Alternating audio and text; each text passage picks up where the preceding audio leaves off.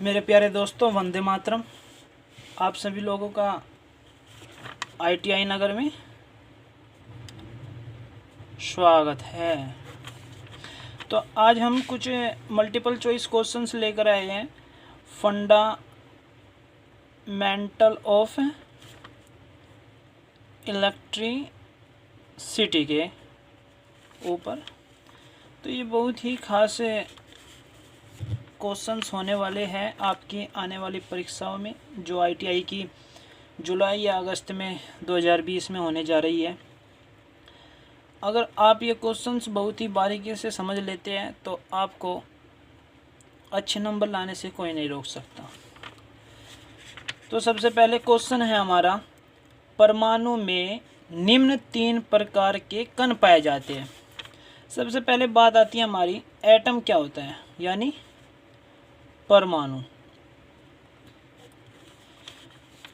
परमाणु होता है कि जिसके नाभिक में प्रोटॉन तथा न्यूट्रॉन रहते हैं तथा उसके चारों ओर कक्षाओं में इलेक्ट्रॉन गतिमान रहते हैं, यानी गति करते रहते हैं। उसे क्या बोलते हैं? एटम बोलते हैं। और एटम किस किस से मिलकर बना होता है? Proton plus electron plus neutron, इन 3 चीज़ से मिलकर बना होता है। तो आपको एक क्वेश्चन और ही बनता है यहाँ पे कि इलेक्ट्रॉन की गति क्या होती है। इलेक्ट्रॉन की गति क्या होती है? आपको याद रखना है, इलेक्ट्रॉन सदैव जैसे पृथ्वी या सूर्य है हमारा, पृथ्वी सूर्य का भी चक्कर काटती है और अपने अक्ष पर भी घूमती रहती है। इसी तरह इलेक्ट्रॉन भी होता है। इलेक्ट्रॉन की कक्षीय गति भी होती है और चक्रण गति भी होती है। कक्षीय गति क्या होती है हमारी?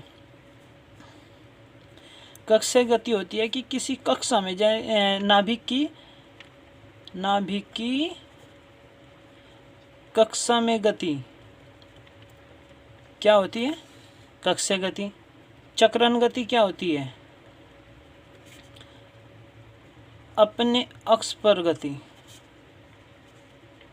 तो ये होती है चक्रण गति। तो इस पर भी क्वेश्चन बन जाता है कि इलेक्ट्रॉन की गति कौन सी होती है, कक्षीय गति और चक्रण गति। तो अब अपने क्वेश्चन पर आते हैं, परमाणु में निम्न 3 प्रकार के कण पाए जाते हैं। परमाणु में क्या पाए जाते हैं? प्रोटॉन, इलेक्ट्रॉन और न्यूट्रॉन। तो आंसर क्या हुआ हमारा? बी। अब देखते हैं, एक तांबे के अणु में इलेक्ट्रॉन की संख्या कितनी होती है? ये हमको याद रखना है कि इलेक्ट्रॉन, तांबा होता है Cu और इलेक्ट्रॉन कितने होते हैं? 29। तो इसका आंसर हो जाएगा हमारा ए, 29। अब देखते हैं तीसरा क्वेश्चन, विद्युत आवेश की मात्रा क्यों ज्ञात करने का सूत्र है? आवेश पूछा है इसने। आप यहाँ पे आइए, 3 नंबर क्वेश्चन। जो हमारा करंट होता है, आई होता है, वो किसके बराबर होता है? क्यों अपॉन टी। परिभाषा को याद करिए धारा की। क्या होती है धारा? किसी चालक में बहने वाले इलेक्ट्रॉनों या आवेश की दर को क्या कहते हैं? धारा कहते हैं, यानी करंट कहते हैं। अब इसने पूछा है कि क्यों की बताइए। मैं ये लिख रहा है यहाँ पे क्यों की। तो क्यों निकालेंगे यहाँ से? क्यों बराबर क्या हो जाएगा? आई इंटू टी। क्या बन गया? आई इंटू टी। तो हमें क्या मिल गया आंसर? सी, क्यों बराबर आई टी। अब आते हैं चौथे क्वेश्चन पर, 1 एम्पियर धारा 1 सेकंड तक प्रवाहित होने पर कहलाती है। 1 एम्पियर धारा, फॉर्मूला ये लगाओ, क्यों अपॉन टी। इसने कहा कि 1 एम्पियर धारा है वो 1 सेकंड तक बहती है, 1 सेकंड तक बहती है। तो क्या आ गया यहाँ पे? आई बराबर क्यों। तो आई क्या है इसमें? Ampere, 1 ampere. क्यों क्या है इसमें? 1 कूलम। ठीक है, तो 1 एम्पियर किसके बराबर होगी? 1 कूलम की। तो आंसर क्या आ गया हमारा? 1 कूलम। 5वां क्वेश्चन लो, विद्युत आवेश की मात्रा की SI इकाई क्या है? विद्युत आवेश फिर क्यों आ गया? फंडामेंटल ऑफ इलेक्ट्रिसिटी है तो इसमें आवेश आपको ज़्यादा सुनने को मिलेगा। तो इसमें क्यों पूछा? क्योंकि SI यूनिट देखते हैं क्या होती है। देखो एम्पियर, एम्पियर किसकी होती है? धारा की, तो ये तो गलत है। वोल्ट किसकी होती है? विभव की, ये भी गलत है। वाट घंटा किसकी होती है? ये पावर की कह सकते हैं हम, पावर की यानी 1 घंटे में व्यय पावर, व्यय शक्ति वाट घंटा कहलाती है। 1 गुलाम, हाँ गुलाम आ गया, क्यों का क्या होता है? गुलाम। तो इसका आंसर हो गया हमारा गुलाम। विद्युत आवेश की मात्रा एसआई यूनिट 1 गुलाम होती है। ठीक है, इसमें यह भी पूछ लेता है कि 1 गुलाम में कितने इलेक्ट्रॉन होते हैं? तो 9 गुना 10 की घात आपको करनी है 11 इलेक्ट्रॉन। ठीक है, ये क्वेश्चन आता है, बहुत इंपॉर्टेंट क्वेश्चन है, बहुत इंपॉर्टेंट क्वेश्चन है यह। 1 गुलाम में 9 गुना 10 की घात 11 इलेक्ट्रॉन होते हैं। क्वेश्चन नंबर 6, जब विद्युत धारा पृथ्वी की ओर प्रवाहित होती है तो वस्तु का विभव होता है। देखो याद रखना, यदि धारा है हमारी, ये किसी वस्तु से, ये वस्तु है और ये प्रवाहित किधर हो रही? पृथ्वी की ओर, तो विभव क्या होगा इसका?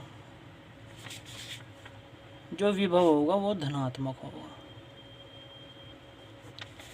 यानी पृथ्वी की ओर जा रही है, पृथ्वी की ओर जा रही तो धनात्मक है, और पृथ्वी से वस्तु की ओर जा रही है तो विभव होगा इसका ऋणात्मक। ठीक है, यानी पृथ्वी से वस्तु की ओर तो ऋणात्मक, वस्तु से पृथ्वी की ओर धनात्मक, ये याद रखना। तो इसका आंसर क्या हो जाएगा? ए, धनात्मक। पृथ्वी की ओर आ रही है ना वस्तु का विभव, पृथ्वी की ओर तो धनात्मक हो जाएगा। ठीक है, क्वेश्चन आता है 7, धारा प्रवाह स्थापित करने के लिए न्यूनतम आवश्यकताएं हैं। देखो इनने पूछी न्यूनतम, क्या पूछा इसने? न्यूनतम।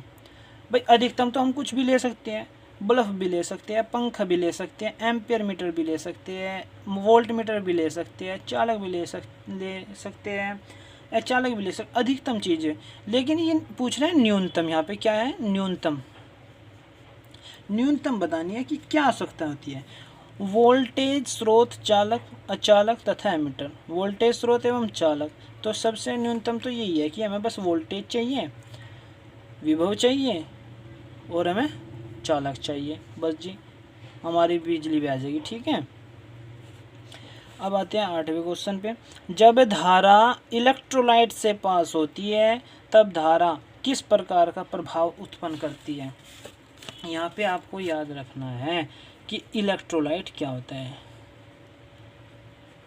इलेक्ट्रोलाइट आप पढ़ोगे सेल एंड बैटरी वाले चैप्टर में, आपको विस्तार पूर्वक से पढ़ने को मिलेगा सेल एंड बैटरी। लेकिन आपको हम थोड़ा सा बता दें क्या है कि इलेक्ट्रोलाइट एक ऐसा विलयन है। ये कोई जार लिया हमने, कांच का बर्तन लिया, तो इसमें एक विलयन ले लिया हमने। विलयन तुम बोलोगे कि भाई पानी भी ले सकते हैं, नहीं, पानी तो है विलयन, लेकिन हम इलेक्ट्रोलाइट की बात कर रहे हैं, एक ऐसा विलयन जिसमें इसमें हमने धारा प्रवाहित की बेटा। ठीक है, ये सोर्स है हमारा, इसमें धारा प्रवाहित की, लेकिन जो ये विलयन है ना, ये अपने आयनों में टूट जाते हैं, प्लस नेगेटिव में, तो ये आयनों में टूट जाता है। यही जो लिक्विड है, यही विलयन इलेक्ट्रोलाइट कहलाता है। ठीक है, ये याद रखना। तो ये हमें देखने को मिलता है कि जब हम रासायनिक क्रियाएं कराते हैं, विद्युत अपघटन कराते हैं, तो तब हमें इसे देखने को मिलता है हमें। तो यहाँ पे क्या आंसर होगा इसका? रासायनिक प्रभाव। जब धारा इलेक्ट्रोलाइट से पास होती है तब धारा किस प्रकार का प्रभाव उत्पन्न करती है? रासायनिक प्रभाव। ठीक है बच्चों, विद्युत धारा की उपस्थिति का आभास होता है कि भाई यहाँ पे विद्युत धारा है, तो हम कैसे आभास करेंगे उसका? चमकने से? नहीं जी, बिल्कुल भी नहीं हो सकता, क्योंकि विद्युत धारा को हम देख ही नहीं सकते बिल्कुल भी अपनी नग्न आँखों से। क्या सूक्ष्मदर्शी की सहायता से भी देख सकते हैं हम विद्युत धारा को, तो ये है गलत, इसका चमकने से तो हो ही नहीं सकता। विद्युत झटके से, हाँ विद्युत झटके से भी नहीं पता लगा सकते हम। क्यों? बाई चांस हमारा शरीर, हमें पता है कि हमारा शरीर 0.05 एम्पियर झेल सकता है, और हमने किसी धारा को पकड़ लिया, लेकिन उसमें धारा तो बह रही है लेकिन हमें झटका नहीं लगेगा, तो इसका मतलब क्या है? तो विद्युत झटके से हम पता ही नहीं, क्योंकि झटका हमें लगा नहीं लेकिन बिजली बह रही है, हमें पता ही नहीं लगेगा कि बिजली बह रही है। तो इसका मतलब ये हुआ कि विद्युत झटके से भी नहीं हम पता लगा सकते। चटकने की ध्वनि से? नहीं जी, बिल्कुल भी नहीं। उत्पन्न प्रभाव से, मतलब उसके द्वारा जो उत्पन्न प्रभाव होते हैं, मतलब ऊष्मीय प्रभाव, तापीय प्रभाव, प्रकाशीय प्रभाव, ठीक है, जो ये प्रभाव उत्पन्न होते हैं उससे हम विद्युत धारा की उपस्थिति का आभास कर सकते हैं। ठीक है, नंबर 10 क्वेश्चन, धारा के 3 प्रमुख प्रभाव हैं। हमने चैप्टर में पढ़ा था कि जो धारा है हमारा करंट है, इसके 3 मुख्य प्रभाव होते हैं। प्रभाव तो हमें पढ़ लेते हैं 5 प्रकार के, लेकिन यहाँ पे क्वेश्चन में पूछा है इसने 3 प्रकार के प्रभाव होते हैं। तो सबसे पहले हम क्या लेंगे? एक होता है हमारा ऊष्मीय प्रभाव। ऊष्मीय प्रभाव क्या होता है? जब हम किसी बल्ब को बल्ब या प्रेस, टोस्टर, ऐसी ऐसी चीज़ें लेते हैं तो उसमें क्या होता है? ऊष्मा बनती है, तो ये क्या होता है? ऊष्मीय प्रभाव कहलाता है। नंबर 2 पे आता है हमारा रासायनिक प्रभाव।